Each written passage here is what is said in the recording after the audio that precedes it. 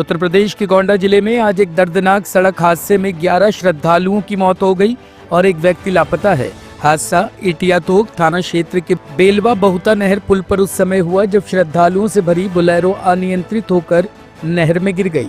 Bolero में कुल 15 लोग सवार थे जो सभी मोतीगंज थाना क्षेत्र के सीहा गांव के निवासी थे और पृथ्वीनाथ मंदिर में जलाभिषेक के लिए जा रहे थे। मुख्यमंत्री योगी आदित्यनाथ ने इस भीषण दुर्घटना पर गहरा शोक जताते हुए मृतकों के परिजनों के प्रति संवेदना व्यक्त की है। उन्होंने अधिकारियों को तत्काल राहत कार्यों को तेज करने और घायलों को हर संभव चिकित्सा सुविधा उपलब्ध कराने के निर्देश दिए हैं। दर्शन करने तो कैसे यहाँ चलेंगे? हम लोग बैठे थे ऐसे अचानक से पता नहीं कैसे चले गए। रोना बेटा रोना। गाँव कौन सा पड़ेगा बेटा? चौराहा सीहा गाँव। अभी वहीं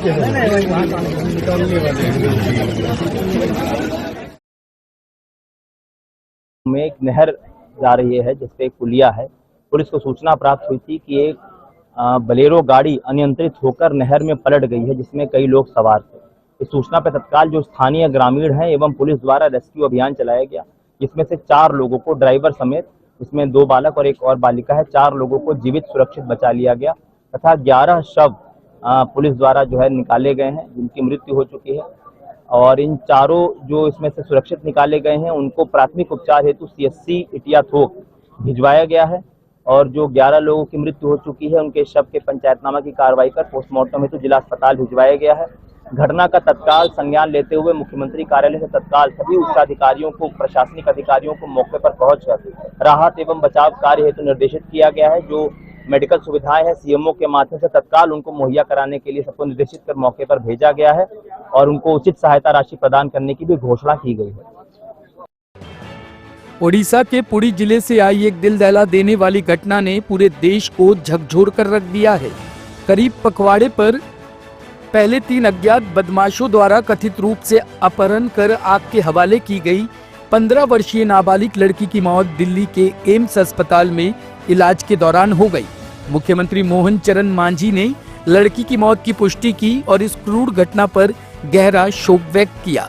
घटना 19 जुलाई की सुबह पुरी जिले में स्थित भार्गवी नदी के तट पर हुई थी।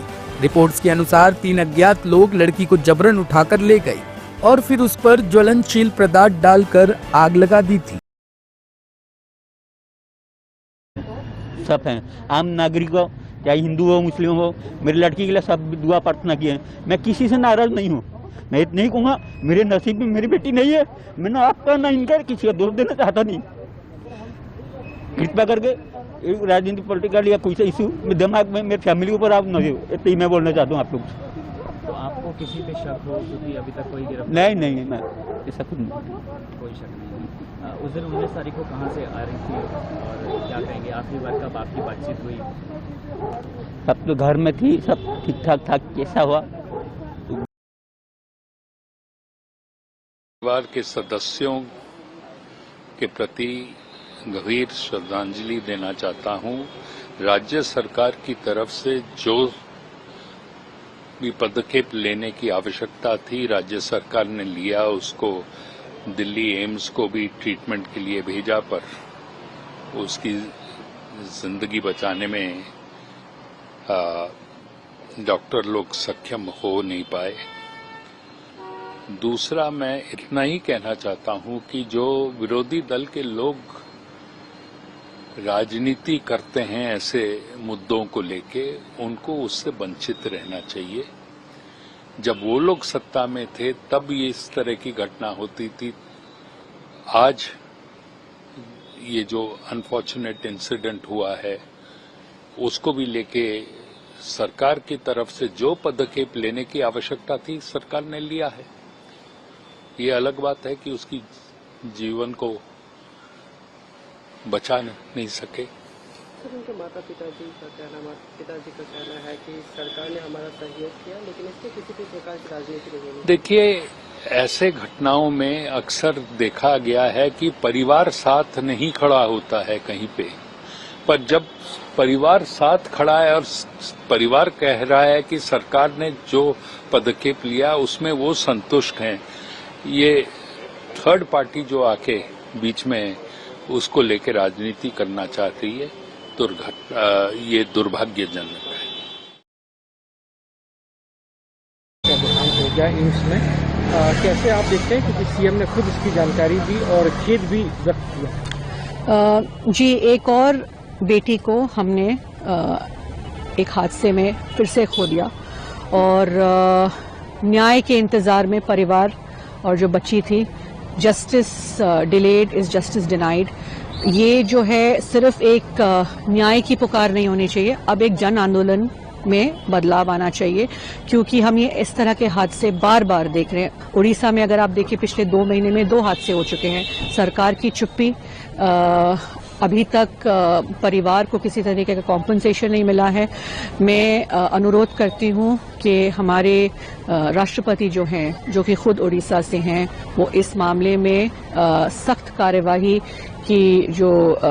कार्यवाही के लिए सरकार के ऊपर दबाव डालें। और जो मैंने जन आंदोलन की बात करी, पूरे देश में अगर आप देखेंगे बेटियां हमारी सेफ नहीं हैं। आज की खबर अगर आप देखेंगे तो गुजरात में पुलिस इश्तिहार डाल रही है सड़कों पे कि अगर बलात्कार से बचना है तो लड़कियों को कहें कि घर में रहे। तो ये तो कोई सोल्यूशन नहीं होता है।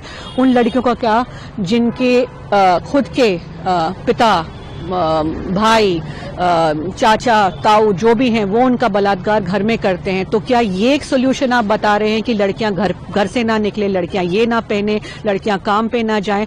हमारी लड़कियों की सुरक्षा का ये सरकार क्या कर रही है? मैं यही कहना चाहूंगी कि लोगों को अब सड़क पे उतरना चाहिए, आवाज उठानी चाहिए हमारी बेटियों के, हमारी बहनों की सुरक्षा के लिए। न्याय जो है मांगना चाहिए। बस सरकार की विफलता इसमें जरूर कहूंगी, क्योंकि रोज इस तरीके के त्रासदी, रोज इस तरीके के हादसे हम लोग देखते जा रहे हैं। पूर्वी दिल्ली के थाना कल्याणपुरी इलाके में देर रात एक बड़ा हादसा टल गया, जब अचानक सड़क का एक बड़ा हिस्सा धंस गया।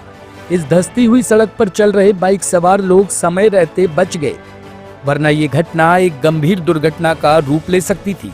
बताया जा रहा है कि सड़क के धंसने से करीब 50 फीट गहरा और चौड़ा गड्ढा बन गया है, जिसमें दिल्ली पुलिस के बैरिकेड तक समा गए। घटना स्थल की तस्वीरों में साफ देखा जा सकता है कि सड़क पर बड़ा हिस्सा गायब हो चुका है और वहां गहराई तक मिट्टी धंस चुकी है। त्रिलोकपुरी विधानसभा से भाजपा विधायक रविकांत उज्जैन भी मौके पर पहुंचे और घटना की गंभीरता को लेकर अधिकारियों के साथ निरीक्षण किया। देखिए, पिछले लंबे समय से जो 40 वर्षों से यहाँ पर लाइनों का काम नहीं हुआ, ये 1800 mm की लाइन है, जो हमारी बड़ी लाइन पूरे 3 विधानसभाओं को जोड़ते हुए जाती सीवरेज की। जब ये लाइनें सरकारें आई, सरकारें गई, लेकिन किसी ने भी इस तरफ ध्यान नहीं दिया। आज हमारी सरकार आई है तो हमें समस्याओं को देखना पड़ रहा है कि किस प्रकार से समस्या एक विकराल रूप लेकर सामने आई है। तो अभी 1 घंटे पहले पता लगा, आज से 2 दिन पहले ये जगह में एक छोटा सा गड्ढा हुआ, जिसके लिए हमने तुरंत उसका जो हमारा प्रोसेस होता है जल बोर्ड को बुलाकर उसका टेंडरिंग प्रोसेस करा दिया है। और उसके साथ साथ जब ये पता लगा कि आज ये पूरी सड़क धंस गई है, तो हमने पुलिस प्रशासन, दिल्ली जल बोर्ड के हमारे अधिकारी यहाँ उपस्थित हैं, PWD के लोग यहाँ पर उपस्थित हैं, उन सबके साथ मिलकर ये पूरा बैरिकेडिंग किया, ट्रैफिक को रोका है कि जिससे कि और बड़ा हादसा ना बने। और इसका टेंडरिंग लगाकर मंडे ट्यूसडे में हमारे टेंडर प्रोसेस खुल के तुरंत हम इस काम को कराएंगे, क्योंकि एक इमरजेंसी कॉल है जो समाज के बीच में हमें एक अच्छी तरीके से वो लेकर जाना है कि समाज में या फिर इसके अंदर एक कोई बड़ा हादसा ना हो, उसको बचाने के लिए हम सब लोग उपस्थित हैं। और मैं भी स्वयं इसको देख रहा हूं और मैं अपने क्षेत्रवासियों से भी एक आग्रह करना चाहता हूं कि जो परेशानी है उससे जल्दी निजात आप सबको दिलाऊंगा।